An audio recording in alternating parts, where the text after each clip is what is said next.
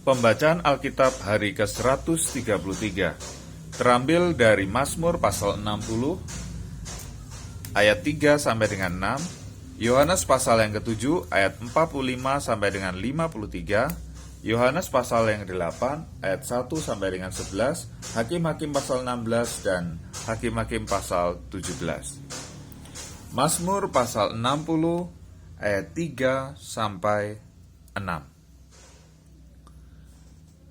Ya Allah, Engkau telah membuang kami, menembus pertahanan kami. Engkau telah murka, pulihkanlah kami. Engkau telah menggoncangkan bumi dan membelahnya. Perbaikilah retak-retaknya, sebab bumi telah goyang. Engkau telah membuat umat-Mu mengalami penderitaan yang berat. Engkau telah memberi kami minum anggur yang memusingkan.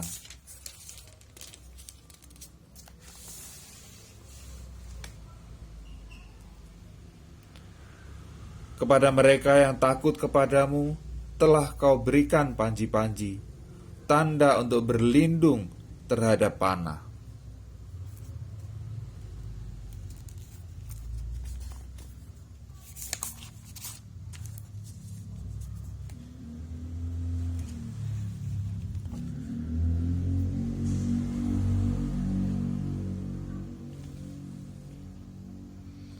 Yohanes pasal yang ke-7 ayat 45 sampai dengan 53.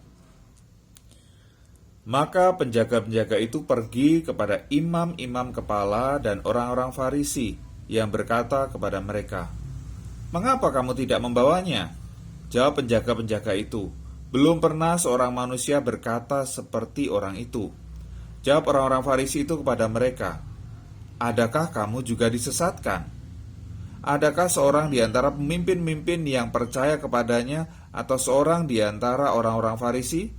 Tetapi orang banyak ini yang tidak mengenal hukum Taurat, terkutuklah mereka." Nikodemus, seorang dari mereka yang dahulu telah datang kepadanya, berkata kepada mereka, "Apakah hukum Taurat kita menghukum seseorang sebelum ia didengar dan sebelum orang mengetahui apa yang telah dibuatnya?" Jawab mereka, "Apakah engkau juga orang Galilea? Selidikilah kitab suci dan engkau akan tahu bahwa tidak ada nabi yang datang dari Galilea."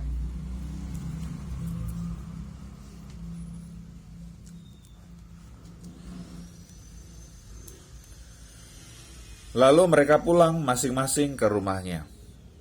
Tetapi Yesus pergi ke Bukit Zaitun.